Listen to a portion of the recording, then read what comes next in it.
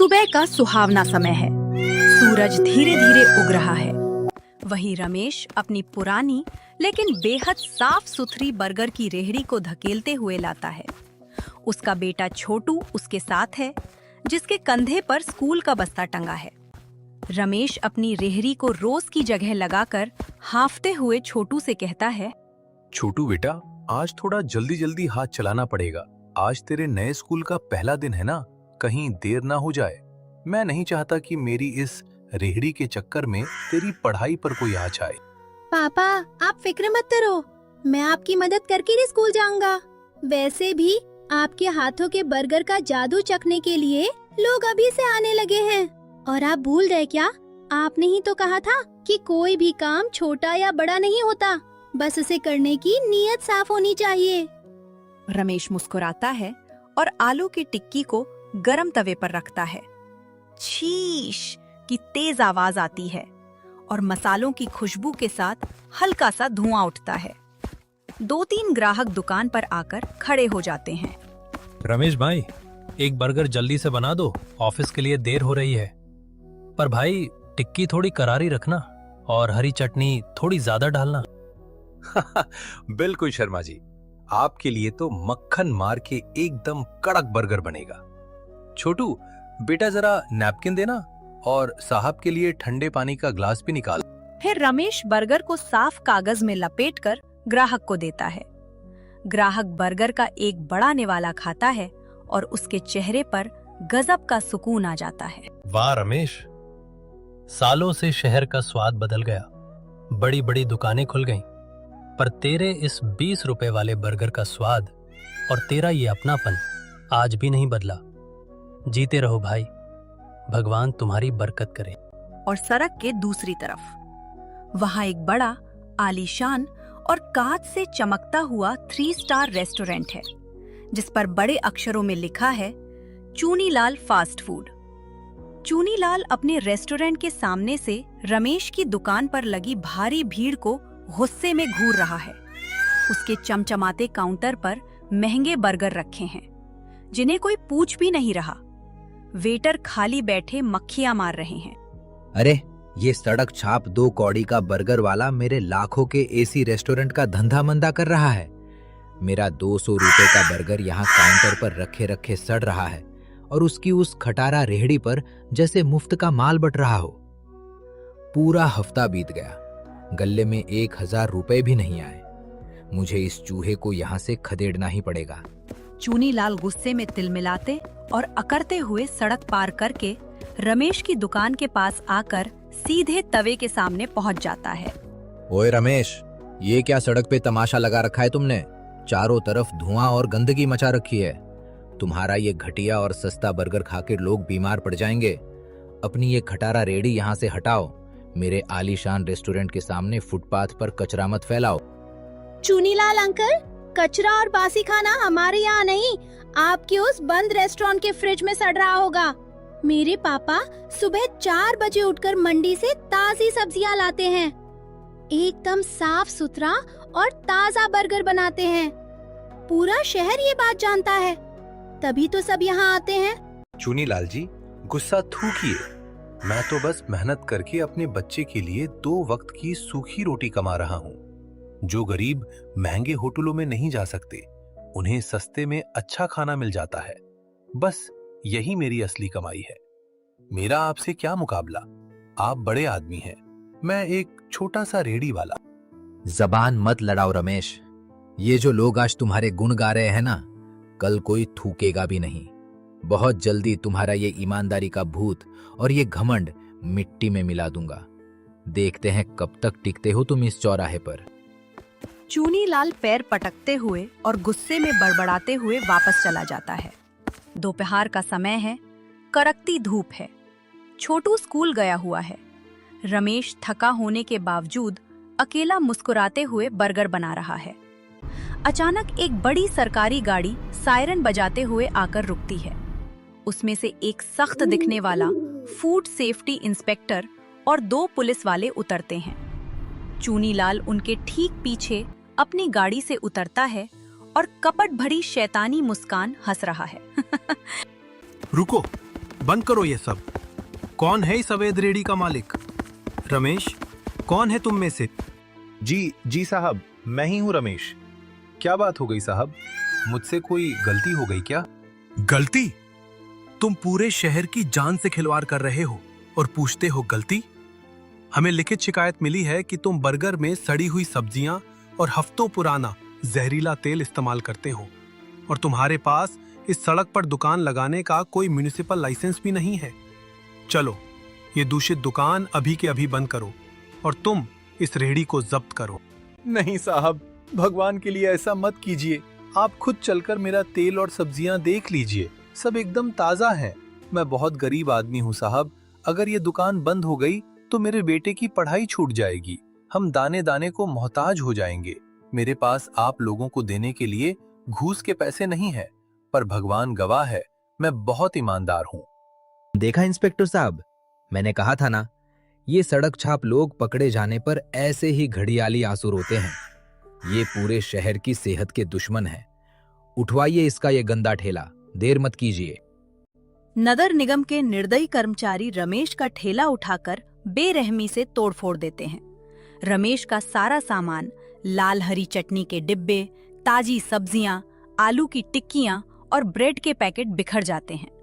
रमेश वहीं पर घुटनों के बल बैठकर अपनी बिखरी हुई रोजी रोटी को देखकर जोर जोर से रोने लगता है। चूनीलाल अपनी चमचमाती गाड़ी में बैठकर और हंसते हुए निकल जाता है। शाम का वक्त है। रमेश अपने छोटे से घर में सिर पकड़कर बैठा है। घर का चूल्हा ठंडा पड़ा है। छोटू स्कूल से वापस आता है और अपने पिता की यह हालत देखकर कहता है, पापा, क्या हुआ? आप अंधेरे में क्यों बैठे हो? आप रो क्यों रहे हो? और बाहर हमारी दुकान की रेहड़ी नहीं दिख रही, वो कहाँ है पापा? छोटू बेटा, सब खत्म हो गया। उस चूनीलाल ने बड़े अफसरों को पैसे खिलाकर हमारी दुकान बंद करवा दी। पुलिस वाले हमारा इकलौता सहारा, वो ठेला छीन कर ले गए। अब ना कल से बर्गर बनेगा, ना पैसे आएंगे, और तेरे स्कूल की जो फीस जमा करनी थी, मैं हार गया बेटा। एक गरीब अमीर की ताकत के आगे हार गया। रमेश और जोर से रोने लगता है, लेकिन छोटू की आंखों में डर नहीं, बल्कि एक अजीब सा संकल्प है।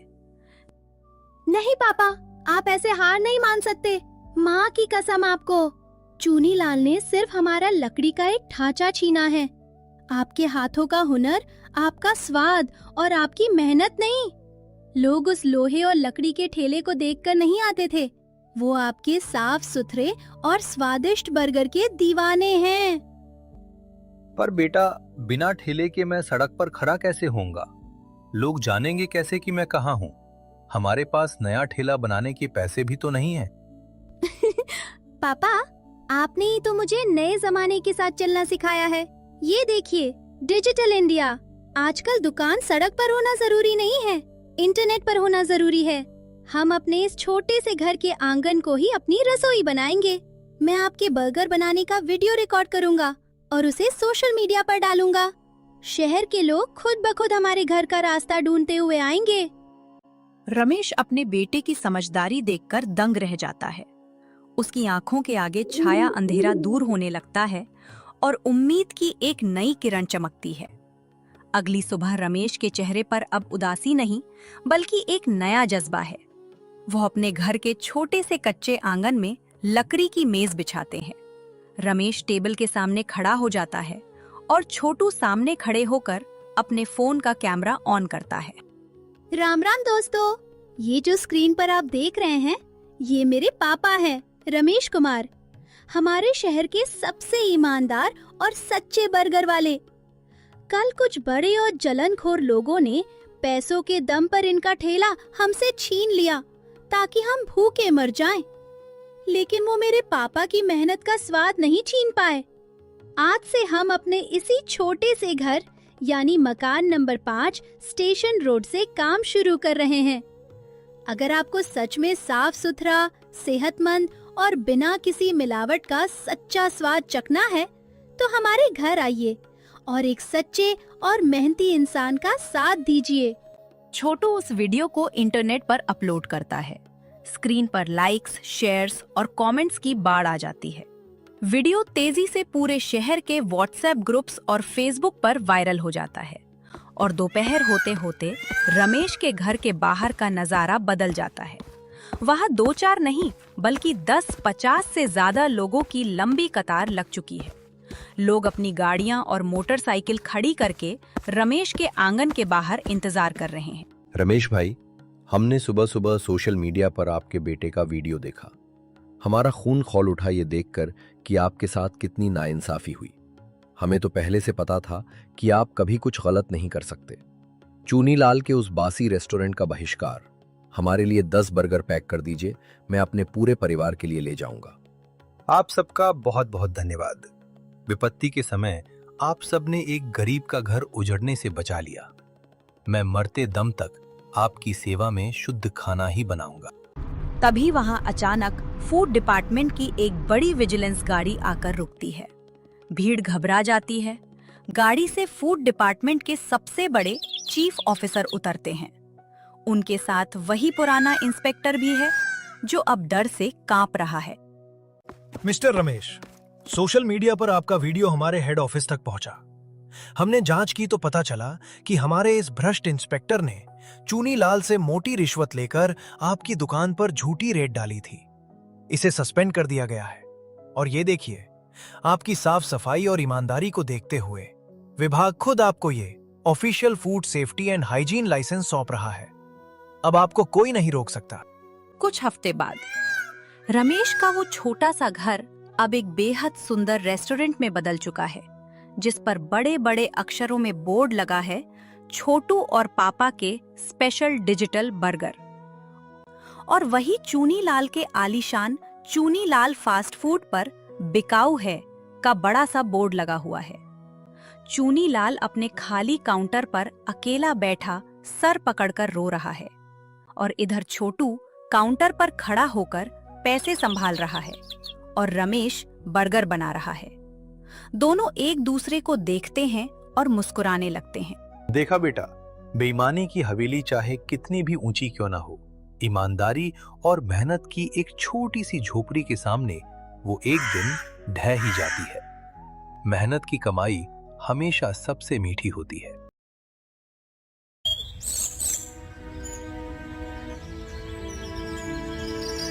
छोटे से गांव की इस शांत सुबह में मोहन की चिंता सबसे ज्यादा भारी थी। उसकी मुट्ठी में बंधी सूखी मिट्टी जैसे उसकी किस्मत का हाल कह रही थी। इस साल खेत ने मेहनत का पूरा साथ नहीं दिया था। तभी उसकी नजर पड़ोसी सोहन के भरे हुए बोरों पर जा टिकती है। ये मिट्टी भी अब हाथ से रेत की तरह फिसल रही है। जितना संभालो उतना कम पड़ती है। पूरे मौसम मेहनत की, फिर भी घर में अनाज गिनकर रखना पड़ रहा है। तुम सुबह सुबह फिर वही हिसाब लगा रही हो क्या मोहन? चेहरे पर रात से भी ज्यादा चिंता दिख रही है। हाँ गौरी, देखो ना, पूरे मौसम मेहनत की, फिर भी घर में अनाज गिनकर रखना पड़ रहा है। फसल कम हुई है पर हाथ पांव तो सलामत हैं। अगले मौसम में फिर कोशिश करेंगे। कोशिश से पेट तो आज भरना है ना। देखो उधर, सोहन के आंगन में कितने बोरे लगे हैं। हाँ, उसके यहाँ इस बार पैदावार अच्छी हुई है। उसने पानी का इंतजाम पहले कर लिया था। मगर गांव क्या देखता है, वही ना, किसके आंगन में कितना अनाज है। आदमी की इज्जत भी अब बोरे गिनकर होती है। मोहन की आवाज में थकान से ज्यादा चुभन थी। सामने रखी अपनी कमी और पड़ोस में दिखती भरपूरता ने उसके मन में तुलना का पहला कांटा चुभो दिया था। ये सब देखकर गौरी मोहन से कहती है, तुम सोहन से बात कर लो, शायद वो बीज या अनाज उधार दे दे। उधार? उससे? फिर रोज उसका एहसान भी ढूं? नहीं, मुझे किसी के आगे हाथ नहीं फैलाना। हाथ फैलाना और मदद लेना एक बात नहीं होती। पड़ोसी इसी दिन काम आते हैं। पड़ोसी तब अच्छे लगते हैं जब उनके घर के बोरे तुम्हारी आंखों में न चुभें। दिन चढ़ने तक मोहन की नजर कई बार उन बोरों तक जा चुकी थी। आखिर वो खुद को रोक न सका और पगडंडी पार करके सोहन के आंगन तक चला आया।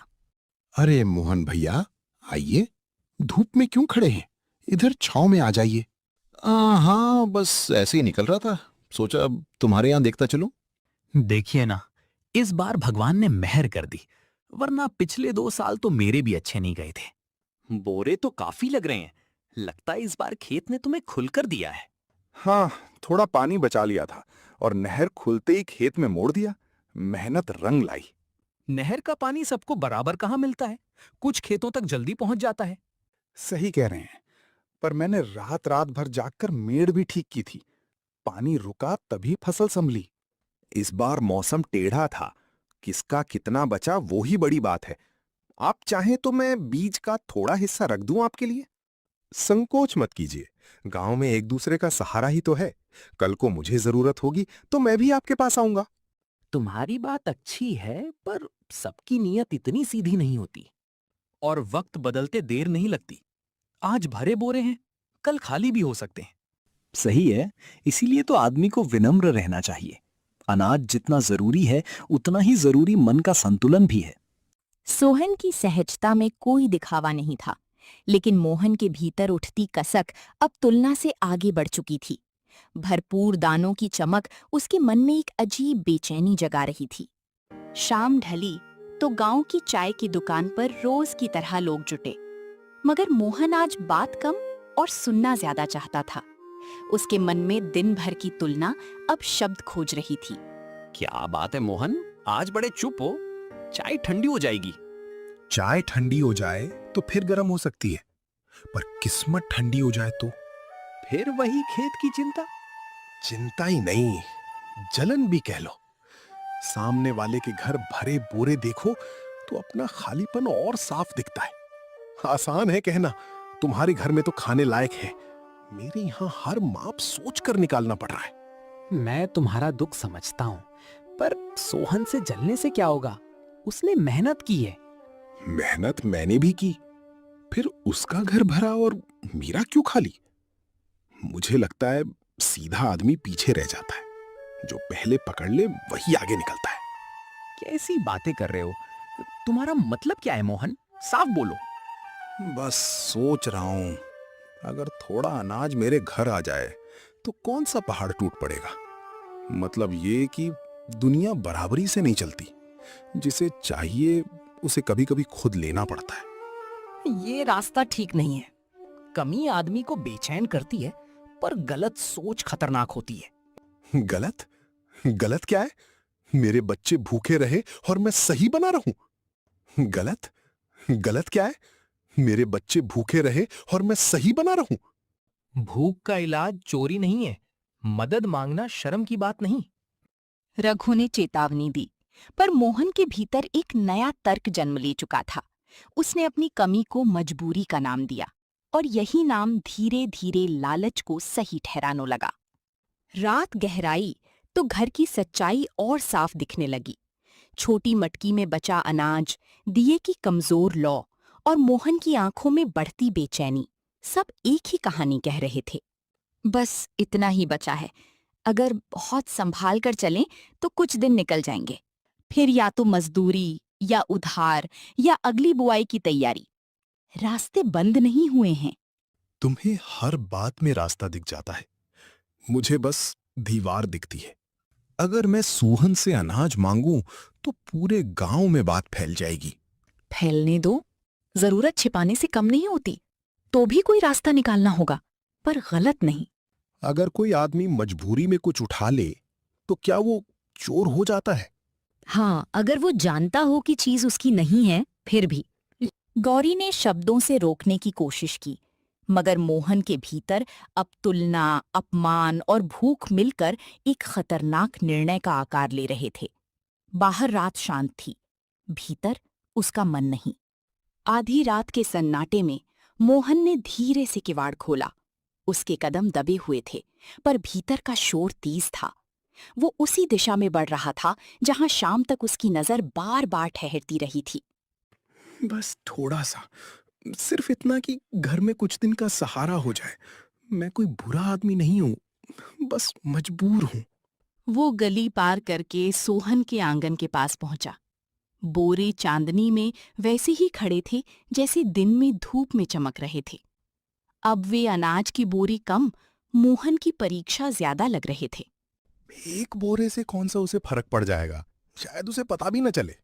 तभी सोहन की अंदर से आवाज आई। कौन है बाहर? मोहन का शरीर एकदम ठिठक गया। उसके हाथ हवा में ही रुक गए। उसी पल उसे बोरों के पीछे किसी छोटी सी चमकती चीज की झलक दिखाई दी, जैसे मिट्टी के नीचे कुछ छिपा हो या किसी ने वहां जानबूझकर कुछ रखा हो। सोहन ने यहाँ क्या छिपा रखा है? फिर से अंदर से आवाज आई, कौन है? जवाब दो। मोहन की नजर अब भी बोरों के पीछे मिट्टी में दबी उस छोटी चमक पर अटकी थी, लेकिन तभी आसमान में काले बादल और नीचे झुकाए।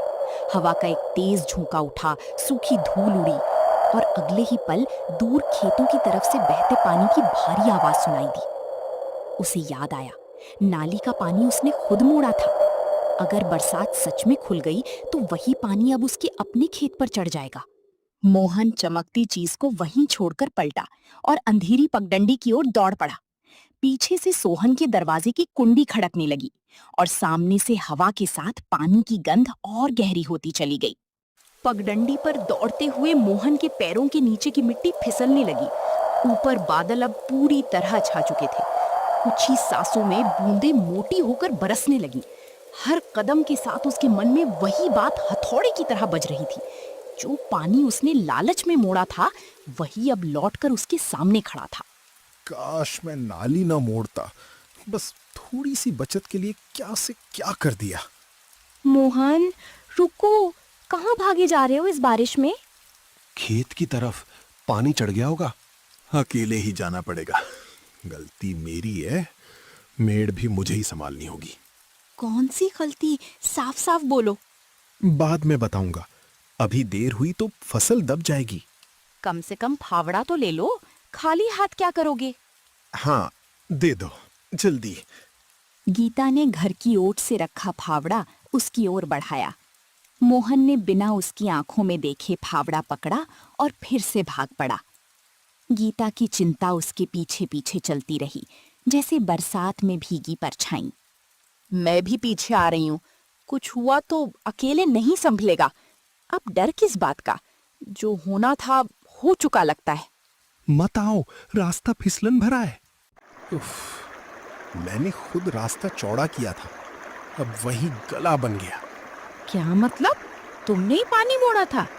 हाँ, सोचा था थोड़ा पानी इधर आ जाएगा तो मेरी फसल बच जाएगी। बरसात अब थपेड़ों की तरह गिर रही थी। मोहन के हाथ, कपड़े, चेहरा सब कीचड़ से लथपथ हो चुके थे। फावड़े का हर वार भारी होता जा रहा था और मेड़ की मिट्टी हर बार पहले से ज्यादा नरम होकर ढह रही थी। तभी दूर पगडंडी पर एक लालटेन की रोशनी डोलती हुई दिखाई दी। तभी वहां सोहन आ गया और फिर उसने मदद की। तुम मेरी मदद क्यों कर रहे हो? क्योंकि डूबती फसल पहले बचाई जाती है, हिसाब बाद में होता है। तीनों खेत के दूसरे छोर की ओर बढ़े। वहां मेड़ थोड़ी नीची थी, लेकिन मिट्टी बहुत गीली। सोहन ने फावड़े से कट लगाना शुरू किया। मोहन हाथों से कीचड़ हटाने लगा और गीता बहते पानी से घास फूस निकालकर किनारे फेंकने लगी।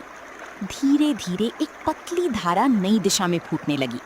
कुछ ही देर में बारिश की मार थोड़ी हल्की हुई, पर अब नुकसान साफ दिखाई देने लगा। खेत का बड़ा हिस्सा दलदल जैसा हो गया था। जहां पौधे खड़े थे वहां चिपकी हुई मिट्टी की परतें थीं।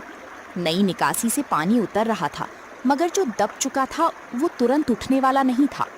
मैंने सोचा था थोड़ा सा फायदा कर लूंगा, और जो अपना नहीं था उसे खींचते खींचते अपना भी खो बैठा। वैसे सोहन, मुझे ये बताओ, तुम्हारे आंगन में बोरों के पीछे जो चीज चमक रही थी, मुझे लगा कोई चीज छिपी है। मैंने वहां कुछ नहीं रखा था और पिछले 2 दिनों से मेरे घर के पीछे कोई आता जाता रहा है। तीनों बिना समय गवाए टूटी मेड़ के किनारे पहुंचे। पानी अब धीरे धीरे उतर रहा था और कीचड़ में आधी दबी चमकती चीज लालटेन की रोशनी में साफ दिखने लगी। मोहन ने फावड़े से भीगी मिट्टी हटाई। 2-3 बार फावड़ा किसी सख्त चीज से टकराया। फिर कीचड़ के नीचे से एक लोहे का छोटा डिब्बा दिखाई दिया। ढक्कन खुरचकर खुला तो अंदर कपड़े में लिपटी चीजें थीं। कुछ चांदी के गहने, पुराने सिक्के और एक छोटी थैली। थैली के ऊपर भीगे कागज का टुकड़ा चिपका था। स्याही फैली है, पर देखो मोहन, इसमें कुछ नाम लिखा है। इसमें तो रघु लिखा है। रघु, वही मजदूर जो 2 दिन पहले इधर मंडरा रहा था। हाँ, और कल शाम उसने मुझसे पूछा भी था कि पीछे वाला रास्ता रात में खुला रहता है क्या। अब बात समझ में आ रही है। मेड़ काटी गई थी, अपने आप नहीं टूटी। और मैं तुम पर शक करता रहा। मुझे माफ कर देना भाई। बस फिर क्या था, रघु पकड़ा गया। उन्होंने उसे चौकीदार के हवाले कर दिया। और इंसान को सच्चा फल तब मिलता है जब वो अपनी गलती से कुछ सीख ले।